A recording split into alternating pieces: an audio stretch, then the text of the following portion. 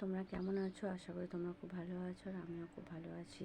তো কিছুদিন আগে তোমাদেরকে শোনালাম যে আমার গুড নিউজটা। তো আজকে আমি ডাক্তারের কাছে গেছিলাম। তো আমি তো খুব এক্সাইটেড ছিলাম যে ডাক্তার কী বলবে বা কী বলবে না।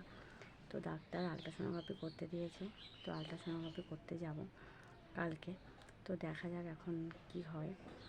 আর ডাক্তার তো আমাকে কয়েকটা নিয়ম বলে দিল যে আমার যেহেতু থাইরয়েড আছে, তো বললো যে সকালবেলা উঠে থাইরয়েডের ওষুধটা খেয়ে তারপর 10-15 মিনিট পর কিছু খাবার খেতে পারো, বা তারপরে যদি খুব ক্লান্ত লাগে বা ঘুমাতে ইচ্ছা করে তুমি ঘুমাতে পারো, কিন্তু সকালে উঠে খালি পেটে থাইরয়েডের ওষুধটাকে খেয়ে নেবে।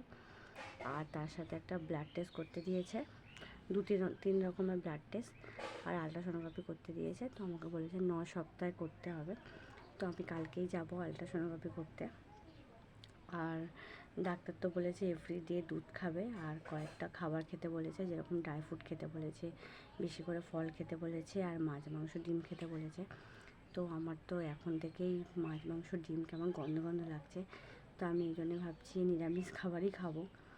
তো ডাক্তার সেরকম কোনো কিছু প্রেসক্রাইব করেনি, বললো তুমি আলট্রাসোনোগ্রাফি করে আবার 4 সপ্তাহ পরে আসলে তারপর আমি আলট্রাসোনোগ্রাফি দেখে তারপর তোমাকে আমি বলবো যে কী করতে হবে কী করতে হবে না। আপাতত এখন তো বেশ ভালোই লাগছে। আমি খুব এক্সাইটেড যে প্রথম প্রেগন্যান্সিতে জানো যে খুব এক্সাইটেড থাকে সবাই যে কী হবে না হবে কেমন হবে। আর আলট্রাসোনোগ্রাফি করতে যাবো, আমি আমার ছোটো পুচকাটাকে দেখতেই পাবো। এখন অবশ্য ছোটো, তাও দেখতে তো পাবো, একটু হার্টবিট সাউন্ড তো শুনতে পাবো।